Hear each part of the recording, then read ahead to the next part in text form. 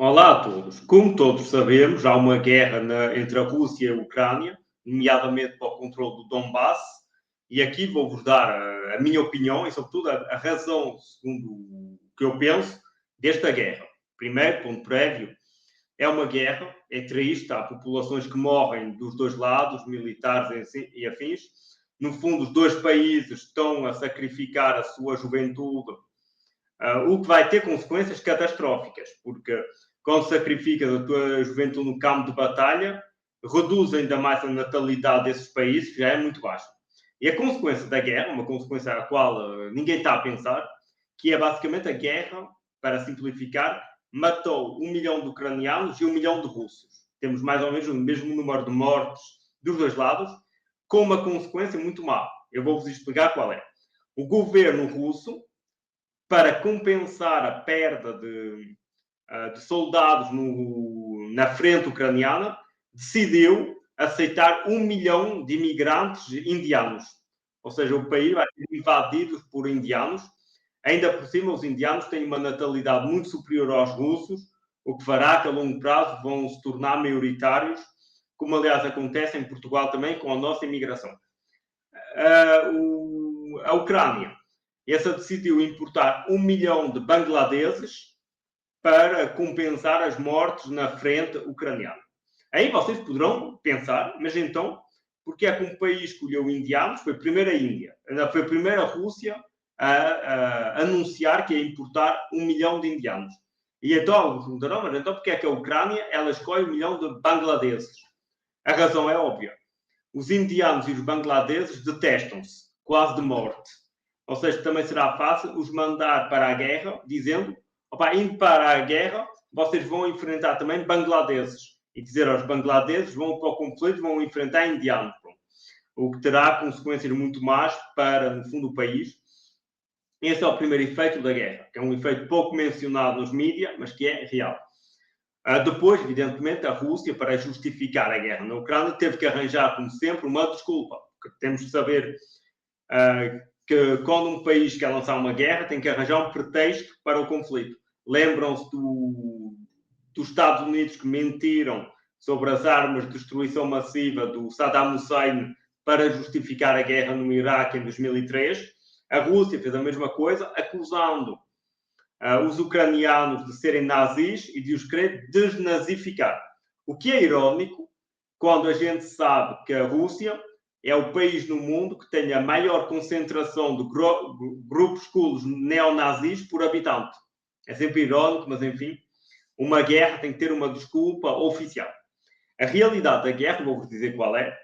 A guerra que a Rússia lançou contra a Ucrânia só tem um objetivo, é explorar os recursos naturais que existem no Donbass. No Donbass existem muitos minerais, muitas matérias raras, etc, etc. E a Rússia quer apenas ter acesso a isso. Alguns dirão, mas a Rússia já tem muitos recursos, nomeadamente na Sibéria. Nada é mais verdade. Ora, o problema é que a Sibéria tem muitos recursos, mas é muito difícil de explorá-los, porque quase ninguém quer ir para a Sibéria. As condições do clima são muito más, há frio constante, enfim, a terra sempre congelada, muito difícil de explorar, e a nível logístico depois é complicado pegar na matéria e a mandar para o resto da Rússia e para o mundo inteiro. Ter o Donbass, o interesse é que a nível logístico é muito mais fácil, primeiro para a exportação e depois para a exploração, porque o clima é melhor. Portanto, a realidade dessa guerra está aí. E, no fundo, o interesse de toda a gente é esse. A Rússia quer o Donbass pelas razões que mencionei, mas também os americanos, os franceses e os ingleses querem também o controle do Donbass para também poder explorar os recursos. E esses fazem o como com o dinheiro que é emprestado à Ucrânia. Porque, sim, ao contrário dos que os mídias vos dizem, o dinheiro que é enviado para a Ucrânia, nomeadamente através da Comissão Europeia, ou seja, basicamente pela França e a Alemanha, o dinheiro dado pelo Reino Unido e pelos Estados Unidos não são doações, são empréstimos. Até vos digo, empréstimos com taxas de juros de 6%. A especulação é a seguinte: vamos emprestar dinheiro à Ucrânia, Quando a guerra acabar, porque a guerra, como todas as guerras na história da humanidade, terão o seu término, é lógico, todas as guerras terminam mais dia, menos dia, é essa a realidade pragmática da situação, todas as guerras vão ter um fim, e esta não fará exceção, obviamente, e então a especulação é a Ucrânia, como vai estar de rastros depois da guerra, não poderá pagar, e então nós vamos dizer à Ucrânia, ok, não paguem, perdoamos a dívida, mas em troca tem que nos dar a reconstrução do país, que será sempre um rendimento, e a exploração das matérias-primas do Donbass. E então será uma forma de recuperar o dinheiro. Mas porque é que as no mídia não nos dizem que são empréstimos e tentam fazer crer que são doações? Por causa da opinião pública. A opinião pública, com ou sem razão, não é o debate deste vídeo, mas com ou sem razão, acharam a Ucrânia foi vítima da Rússia, apoiamos a Ucrânia. Portanto, para a população não era audível dizer-lhes que era um empréstimo. Porque para a população nós devemos ajudar sem condições, sem perceberem que esse dinheiro seria o dinheiro do contribuinte e que depois seríamos nós a ter que pagar. Portanto, a ideia é vamos fazer isso, mas depois vamos recuperar o nosso dinheiro com as matérias-primas. No fundo, a guerra na Ucrânia, como todas as guerras na história da humanidade, tem como principal, e diria quase único motor, questões económicas.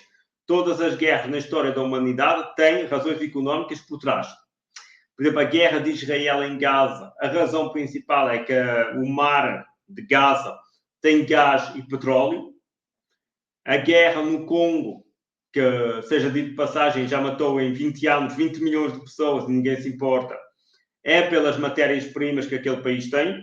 E por aí adiante podem fazer todas as guerras existentes ou de conflitos latentes, todos têm como motivação principal a matéria-prima. Porque quem controlar a matéria-prima, basicamente, controla o mundo. É essa a realidade. Portanto, digam-me em comentário qual é a vossa opinião acerca desse assunto e nós vemos num próximo vídeo.